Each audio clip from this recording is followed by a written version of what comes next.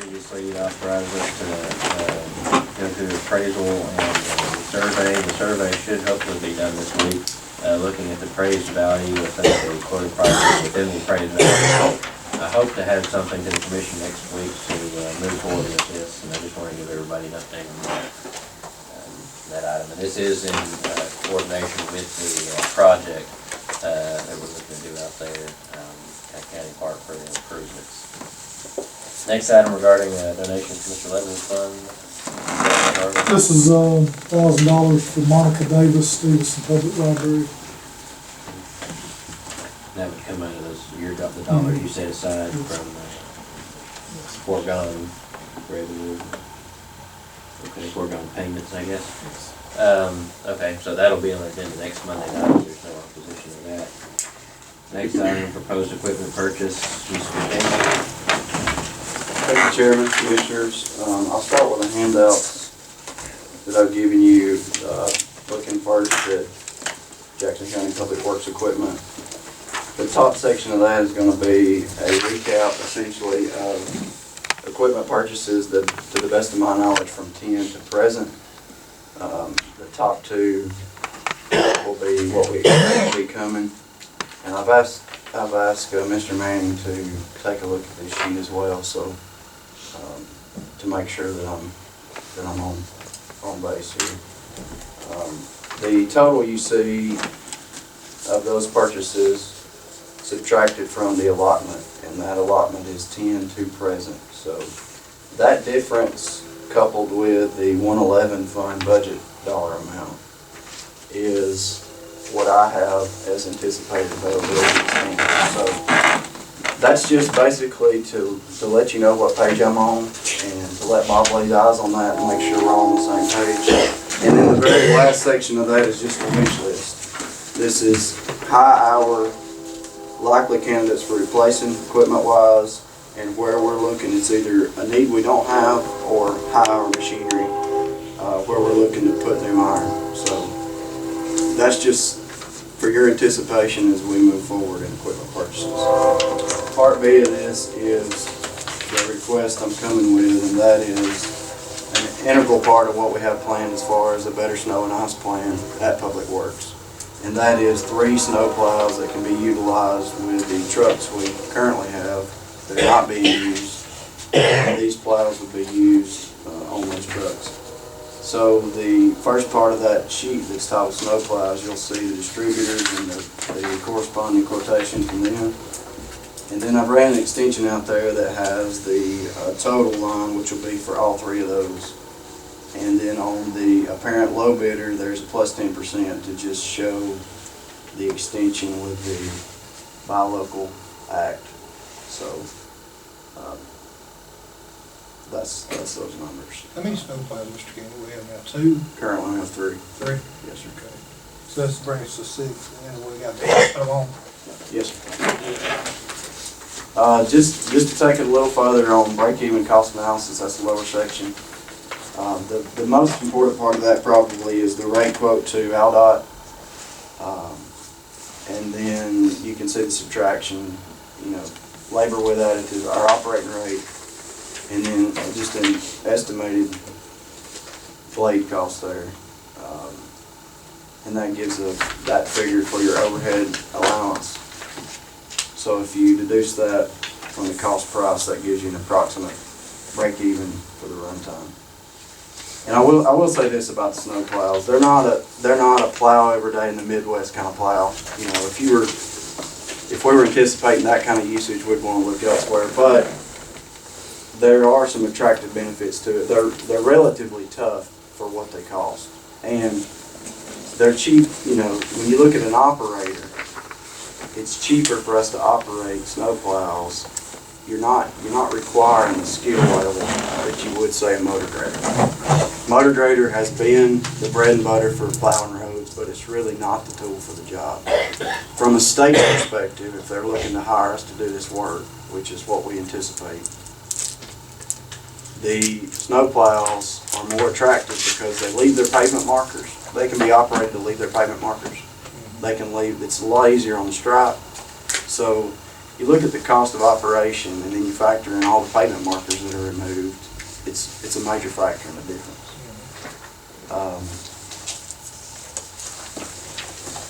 That's essentially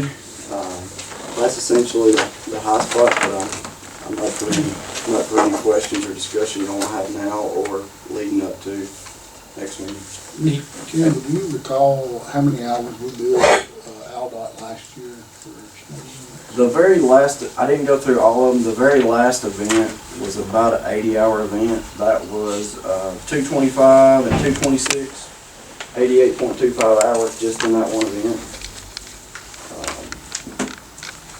So that may give you some basis on just the one event.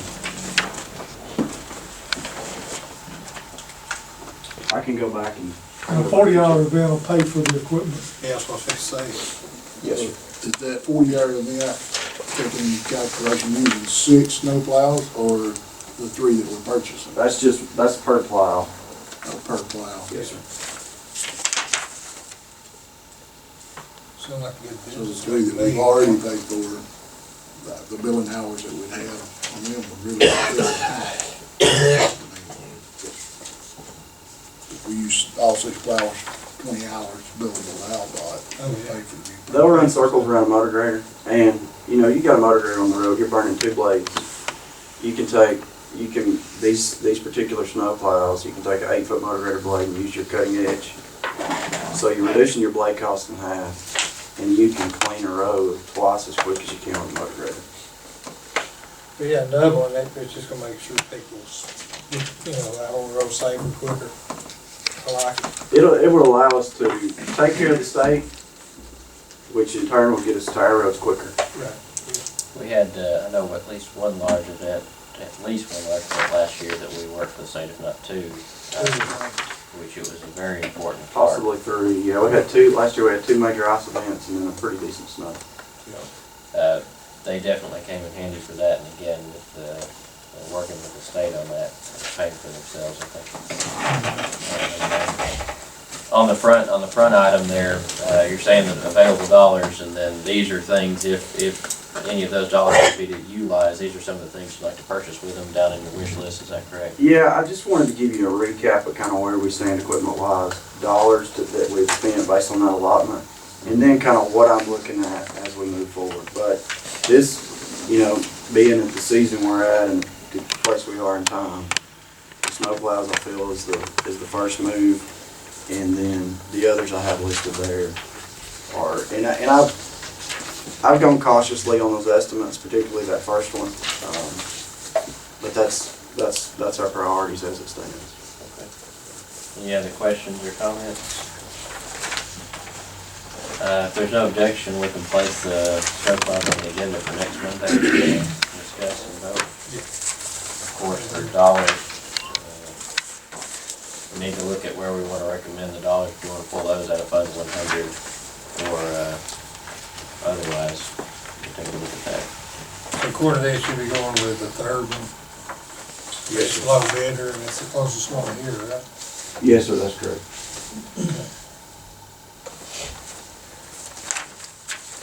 Any questions or comments? All right, we will have that on the agenda for next Monday. Next item, proposed agreement with the city of Bridgeport regarding engineering services. Mr. King?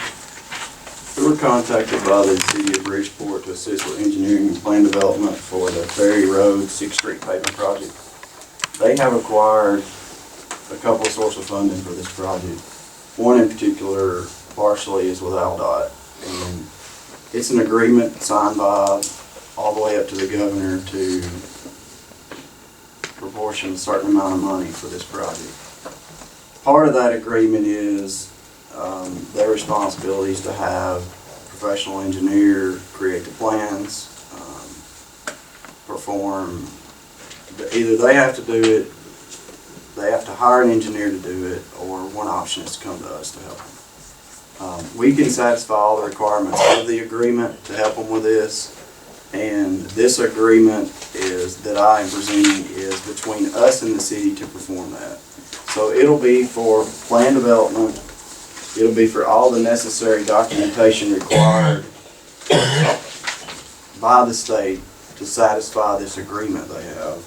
And all the certifications and documentation related to railroad utility and right-of-way.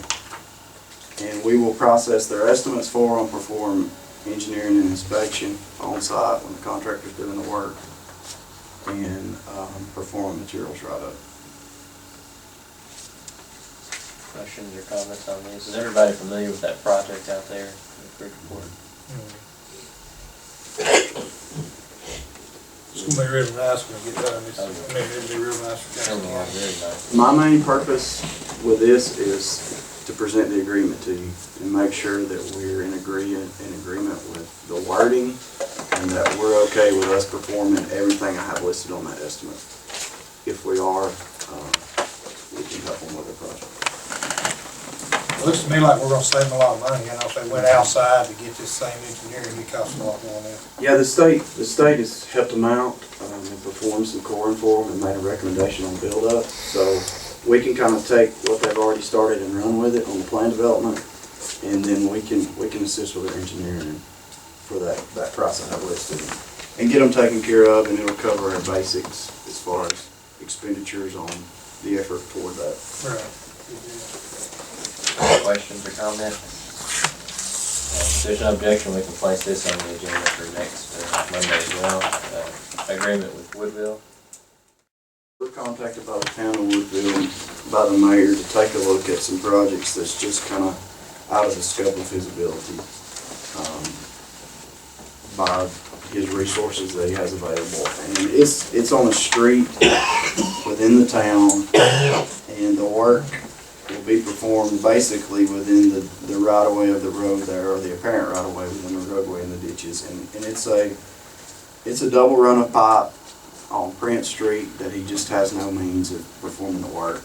So we met with the mayor, took a look at the project he has, and planned for everything that it would take to do the job, and that's listed on the estimate I have for you. It's kind of buried in that email, but there's a breakdown on the labor, equipment, and material. And the agreement, much similar to the other, it's the language that I wanted to bring before you and make sure you're okay with, and then the breakdown on what we have planned. And there are a couple of particulars that this kind of hinges on. One is that he provides a place for us to dump the excess material that we will remove, the old pipe that we'll remove, and then after this project, which is stated in the agreement, but it is a key point that there will be ditching required on private property. And he made this clear in the beginning that he knows that's required, and he has plans for completing that once we do our work. So it's, as it states in there, in order to ensure the proper drainage, that we'll have to follow what we do. So the breakdown is provided on equipment, labor, and material, on what we think it'll take to do it. And we had the wording at the estimated amount or whichever is cheaper. So Just so I understand you, that after the project, he's gonna contract that out for the, on private property part. it is, the way the water flows there, it goes between two houses, and it's pretty close. So he has some work to do there on private property. It's essentially in these folks' backyard to make sure it gets on through that block into a drainage section. So he's well aware of that, and he has plans on completing that. We would just be working essentially in what apparently is the prescriptive right-of-way of the road. Thank you. Any questions or comments on that? And they've already, have they already approved this? Yes, sir. Not the agreement. They haven't seen the agreement, but But they're ready to move forward with the project? yes, sir. Are I you gave them the putting break. this on Mondays? Yeah, we can. I gave them the breakdown on the estimate. They took it forward and approved it. Okay. So if there's no objection, we can place this on Monday's agenda as well. No other questions or comments? No, Jay, I do have some questions, but I'm not, I'll do that next Monday, I guess. Okay. If you have anything, Mr. Campbell can answer in between now and then. Absolutely. Okay. Next, items, researching project selection. This might be a little tough here.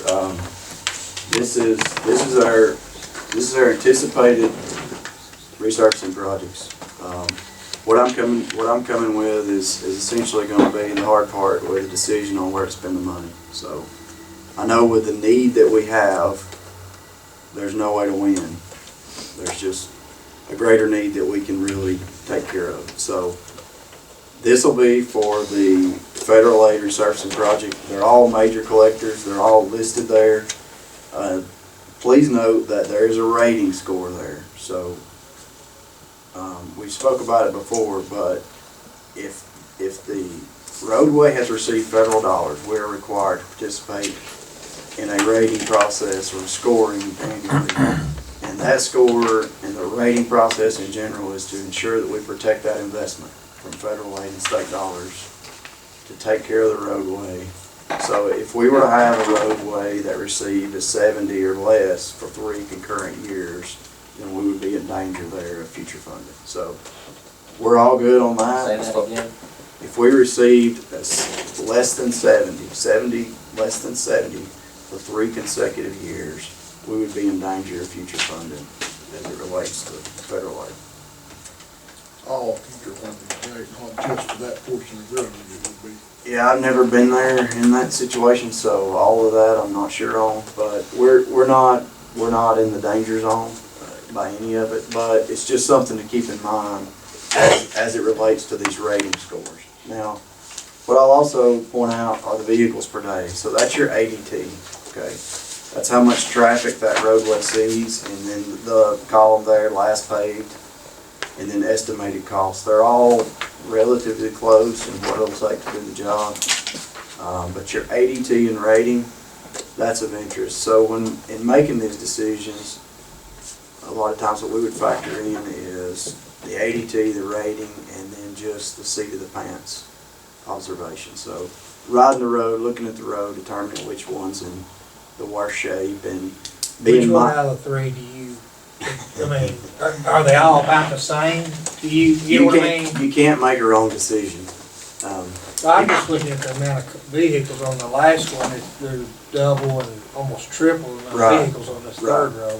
Yeah, I think you have to consider bang for the buck, you know, with the motorists, how many motorists, but you also have to keep in mind that this thing is not, the deterioration is not linear, okay? So when we get to a certain point of crack pavement and it gets to so bad that it's getting so much water infiltration, then you exit a resurfacing plan and you enter more of a reconstruction where there's larger cost and more patching and possibly base failures and things that we see on the local roads that we just don't have the dollars to keep resurfaced. We're currently on this stretch of 33 now digging up base failures, correct? That's correct.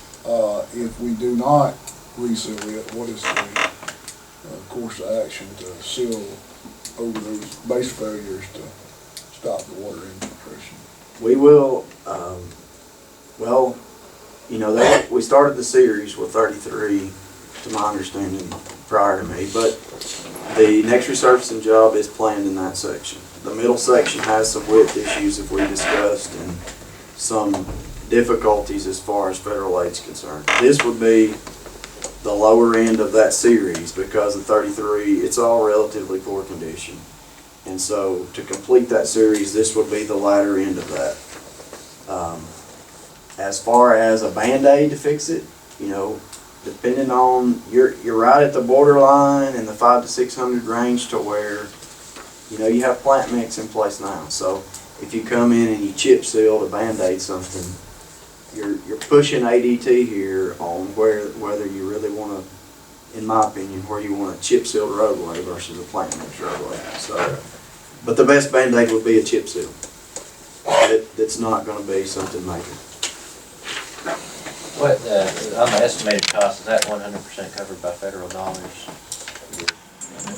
So regardless of what we come up with, it'll be 100% covered? Yes, sir. Okay. Any other questions or comments? Do you know Do we where need- they're located at? I I know 33, but where's 59, 63? Could you get us a map or something? Absolutely. Okay, if you can get a map emailed to us. Do we want a decision on this by next week? What kind of time frame are we looking at? Yes, sir. Okay. We need to start.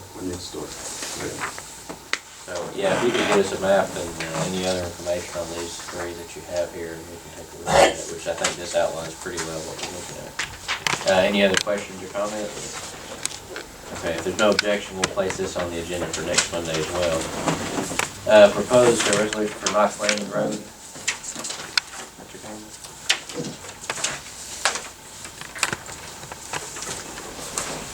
You should find in your packet the proposed resolution. This is essentially like a lot of the others we've done. It was by citizen contact about concerns on the roadway, and the result was an engineering analysis based on the 85th percentile speed the cars were traveling, and the recommended posted speed limit will be 20 miles per hour per your approval. Is that recommended by you? Yes, sir. Any questions or comments on that?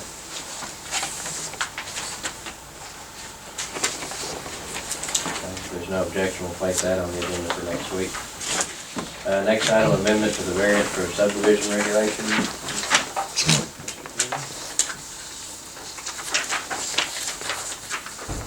This was recently discussed, and